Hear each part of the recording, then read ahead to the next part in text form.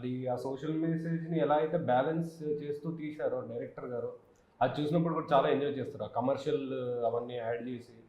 So చాలా బాగా అంటే నాతో పాటు హెల్పా గారు చేశారు, ఇంకా రేఖ కూడా చేశారు. సో మా పర్ఫార్మెన్సెస్ కూడా ఐ థింక్ చాలా చాలా వరకు ఇంప్రెస్ చేస్తుంది అందరినీ. సో తప్పకుండా చూడాలని నేను కోరుకుంటున్నాను అందరూ.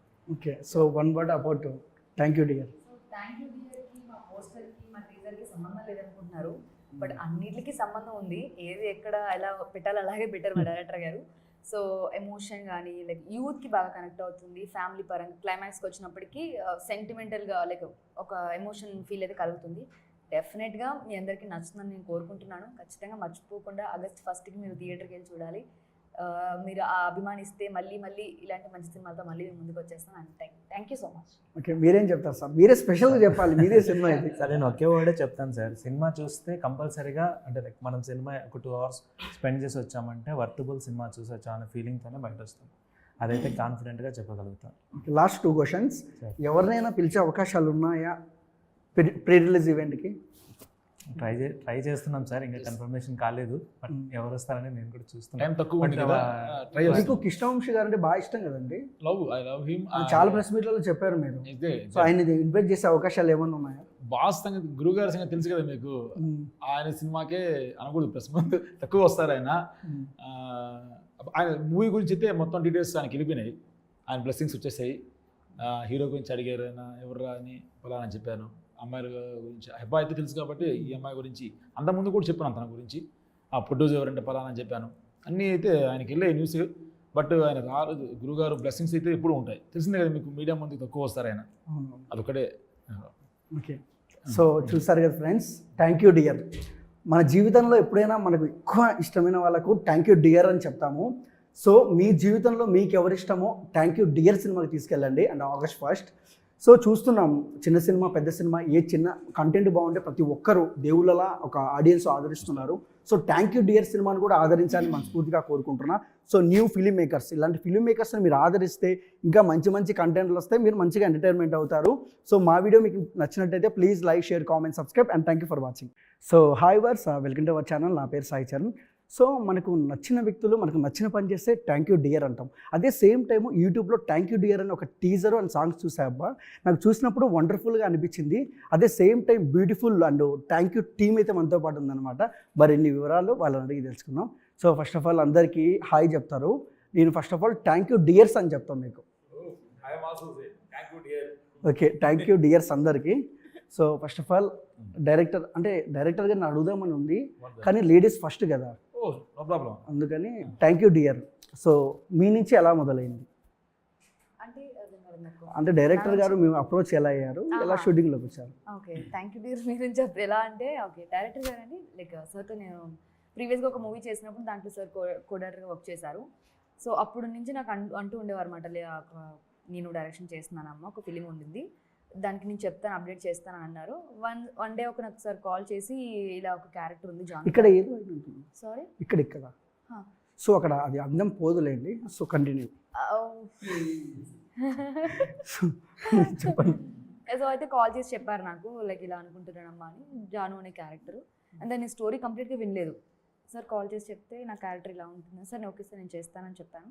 అండ్ తర్వాత నేను క్యారెక్టర్ ఫుల్గా విన్నాను, లైక్ ఫిలిం స్టోరీ మొత్తం. అప్పటి వరకు నాకు స్టోరీ తెలియకనే ఒప్పుకున్నాను. ఇప్పటికీ స్టోరీ మొత్తం దాంట్లో వెళ్ళిపోయాను నేనైతే. చంపేసేది బాగా నచ్చినట్టుంది మీకు. ఏదో పొడిచారు కదా, మీరు కాదు అది? ఏమో అది మీరు సినిమా ఆగస్ట్ 1కి వెళ్ళాక చెప్పాలి, మీరు నేనా కాదా అనేది. ఓకే, అంటే అంత పెద్ద రేకు కత్తి పట్టుకుంటే మీరు రేకనే అనుకున్నా, నేను అలా కనిపిస్తున్నాను మీకు? ఏమో అలా అనిపిస్తున్నారు. సో ఇప్పుడు అమ్మాయిని బయట కనిపించడం ఏమో, కానీ బయట అమ్మాయిలు చూస్తే మాత్రం ఇక్కడ నుంచి ఇక్కడ దాకా భయం వేస్తుంది. ఎప్పుడు ఏమి ఎక్కడ భయపడాలి, భయపడుతున్నాను. అబ్బాయిలు చెప్పినప్పుడు ఎప్పుడు మాట్లాడలేదు, అమ్మాయిలు చెప్తే మాట్లాడతారా? చూసారా?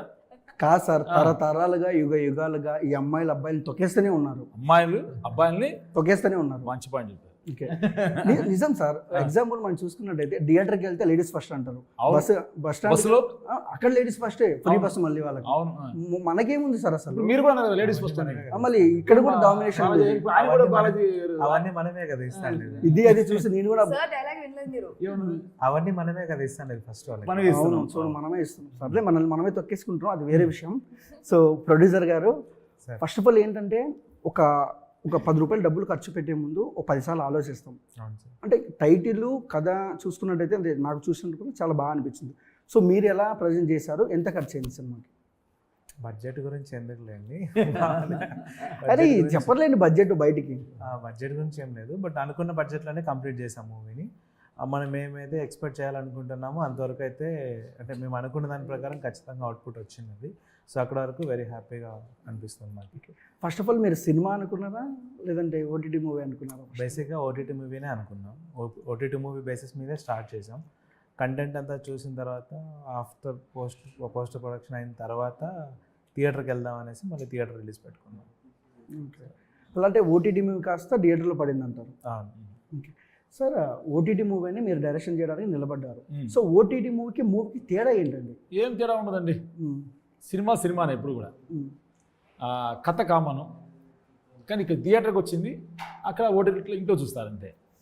కానీ సినిమా ఎందుకు వచ్చిందంటే ఇక్కడ ఓటీటీ నుంచి థియేటర్కి ఎందుకు వచ్చామంటే ఒక బర్నింగ్ సమస్య, ఒక పాయింట్ని ప్రపంచం మొత్తం ఆ సమస్య వల్ల ఎలా బలైపోతున్నారనే పాయింట్ని థియేటర్ కూడా చూపిస్తే బాగుంటుందనే ఆలోచనతోనే థియేటర్కి వచ్చింది. దానికి ప్రొడ్యూసర్ గారికి మనం హ్యాండ్స్ చెప్పాలి. ఎందుకంటే అన్న నువ్వు ఇటు చెప్పలేదు కదన్నా, ముందు మనం ఓటీటీ అనుకున్నాం కదా, మళ్ళా ప్రమోషన్స్కి ఇది మళ్ళీ అన్నిటి ఖర్చు అవుతాయి, అవి కూడా జంగకుండా ఆయన ముందుకు వచ్చేసారు.